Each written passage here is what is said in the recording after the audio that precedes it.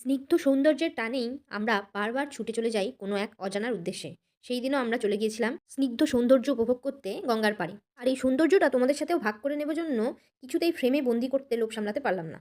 তারপর আমরা ওখান থেকে ফেরার পথে চলে গেছিলাম মোড়ে। সেইখানে গিয়ে আমাদের কিছু প্রয়োজনীয় জিনিসপত্র, যেগুলো আমাদের ঘরের এবং রেস্টুরেন্টের কাজে লাগবে, সেই সমস্ত জিনিসপত্র আমরা ঘুরে, ঘুরে দেখে কিনে নিচ্ছিলাম। এইখানে কিছু আমাদের চিজের দরকার ছিল, আর বার্গার মেয়োনিজেরও দরকার ছিল, সেইগুলোই আমরা দেখে নিচ্ছিলাম। আর এখানে কত চকলেট আর সসের স্টক, এইগুলো দেখে খুব ভালো লাগছিল। কিছু চিজ দরকার ছিল বলছিলাম আগেই, তাই কিছু চিজ নিয়ে নিলাম।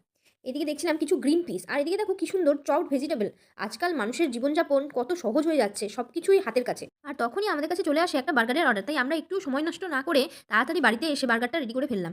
আর তাড়াতাড়ি সেটাকে প্যাক করে আমরা ডেলিভারি বয়ের কাছে হ্যান্ড ওভার করে দিলাম। আর এই যে দেখতে পাচ্ছ এই কাগজটাতে আমরা প্যাক করছি, অ্যাকচুয়ালি এটাতে যে বাটারগুলো আমরা ইউজ করি সেটা শোক করে না। তার ফলে কি হয়, আমাদের বার্গার বা স্যান্ডউইচ যেটাই আমরা প্যাক করে দিই সেটা একই রকম থাকে।